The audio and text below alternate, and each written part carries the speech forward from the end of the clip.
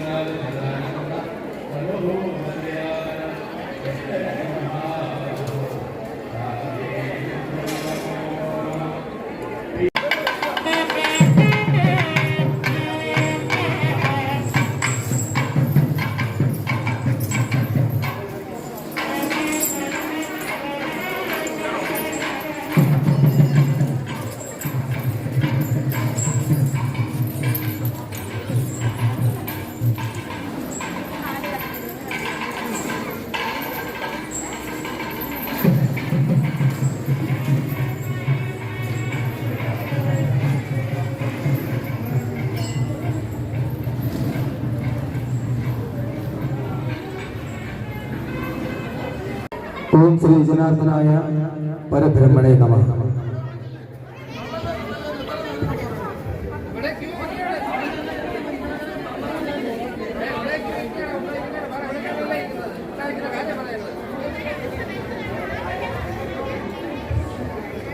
ചരിത്ര പ്രസിദ്ധമായ വർക്കല ശ്രീ ജനാർദ്ദന സ്വാമി ക്ഷേത്രം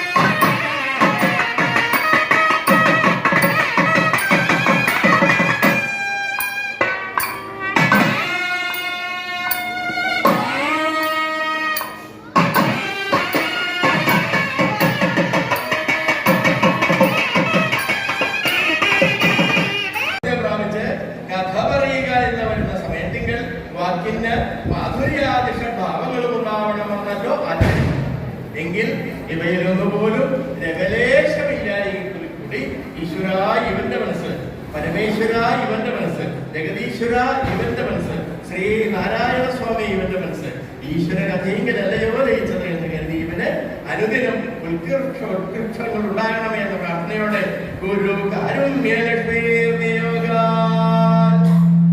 എങ്കിലോ കൊണ്ട് മൃത്യുഞ്ജയമൂർത്തിയായ മഹാദേവൻ തന്റെ പരമഭക്തന്മാരായിരുന്ന ദാരിക ദാനവേന്ദ്രന്മാർക്ക് ഇഷ്ടവരത്തെ പ്രദാനം ചെയ്തതിനു ശേഷം പ്രാപ്യ വിഷ്ണു പദമപ്രേത മഹാവിഷ്ണുവിന്റെ സവിധത്തിലേക്ക് ദാരിക ദാനവേന്ദ്രന്മാർക്ക് കൊടുത്ത വരത്തെ എന്താണെന്ന് അറിയുന്നതിലേക്ക് വേണ്ടി പുറപ്പെടാൻ നിശ്ചയിച്ചിരിക്കുകയാണ്. എങ്ങനെയാണ് നിശ്ചയിച്ചിരിക്കുന്നത്? മഹാവിഷ്ണുവിന്റെ സവിധത്തിലേക്ക്. നാരായണ നാരായണ നാരായണ. ദേവാദി ദേവന്മാരും 33 കോടികളും ഒരുമിച്ച് യാത്ര പുറപ്പെടുകയാണ്. പ്രധാനിയായിട്ട് വരുന്നത് ബ്രഹ്മദേവനാണ്. ബ്രഹ്മദേവനെ കണ്ടപ്പോൾ തന്നെ വളരെ സന്തോഷമായി. എങ്ങനെയാ പോകുന്നത്? സാക്ഷാൽ നാരായണമൂർത്തിയുടെ അടുത്തേക്ക്. എന്തിനാണാവോ? ദാരിക ദാനവേന്ദ്രന്മാർക്ക് എന്താണാവോ വരനുള്ളത്? ഇതിനെക്കുറിച്ച് അറിയുന്നതിലേക്ക് വേണ്ടിയാണ് പുറപ്പെടുന്നതെന്നായി. ഓഹോ ശരി. അതിനു മുമ്പ് മറ്റൊരു കാര്യം പറയാനുണ്ട്. എന്താണാവോ? അങ്ങ് മഹാദേവന്റെ അടുത്തേക്ക് പോകാനാണ് നിശ്ചയിച്ചിരിക്കുന്നത്. ശിരസിന്റെ കാര്യം മറക്കണ്ട. ശിരസിന്റെ കാര്യമാ. പണ്ട് മഹാദേവനോട് കളിച്ച വകയിലാണ് ശിരസിനൊന്നും നഷ്ടമായത്. അപ്പൊ മറക്കാതിരിക്കുക, അത്രേ ഉള്ളൂന്നായി.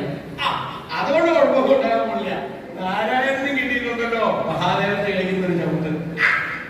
എങ്ങനെ? ഒരു ചവിട്ട് നാരായണന് കിട്ടിയിട്ടുണ്ടല്ലോ എന്ന് ഓർപ്പിച്ചു, അത്രേ ഉള്ളൂന്നായി. എങ്കിൽ അതല്ല ഇവിടെ ഉദ്ദേശിക്കുന്നത്. എന്താണെന്ന് വെച്ചാൽ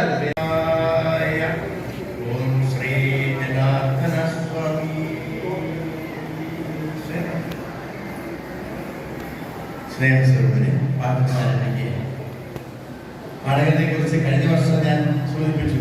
അന്നുള്ളവർ പലരും അല്ലല്ലോ ഇന്നുള്ളത്.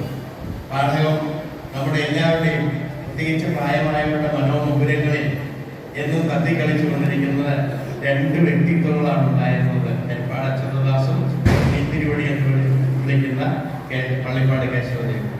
ഇവരുടെ കാലം കഴിഞ്ഞു. പാഠകം എന്ന കല വേദിയിൽ നിന്നും അപ്രത്യക്ഷമായി. കാലക്രമത്തിൽ നിന്ന് പുനരുദ്ധരിക്കുക എന്ന പ്രതീക്ഷയോടുകൂടി കലാമണ്ഡലത്തിലെ ചാക്യാർകൂത്തിലെ മിഴാവുകാര് പാഠകം വീണ്ടും ആരംഭിച്ചു.